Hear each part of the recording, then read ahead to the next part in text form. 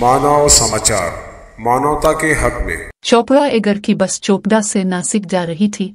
बस सड़क के किनारे एक कपास की चुकी से टकरा गई। इस बस में तकरीबन 61 मुसाफिर सवार थे। अगरचे इस हादसा में कोई मुसाफिर जख्मी नहीं हुआ, लेकिन एसटी बस को नुकसान पहुंचा। इस सिलसिले में चोपड़ा एगर के सरबरा महेंद्र पाटिल ने कहा कि वो वाकया की तहकीकात कर रहे हैं। मज़कूरा वाकया CCTV में कैद हो गया है। वाकया को देखकर लगता है कि मज़कूरा हादसा में मुसाफिर जख्मी हुए हैं। एगर पर हमने कहा कि लेकिन खुशकिस्मती से मुसाफिरों को कोई चोट नहीं आई। चोपड़ा आगाराची बस तो नाशिककडे जात असताना सुटकीनजवळ मोठा खड्डा होता।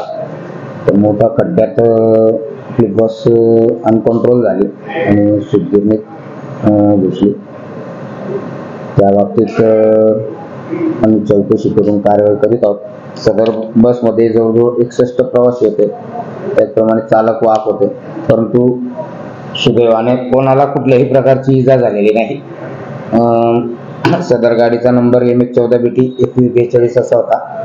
सदरच्या घटनेची चौकशी चालू आहे। चौकशी अंती योग्य ती कारवाई करण्यात येईल।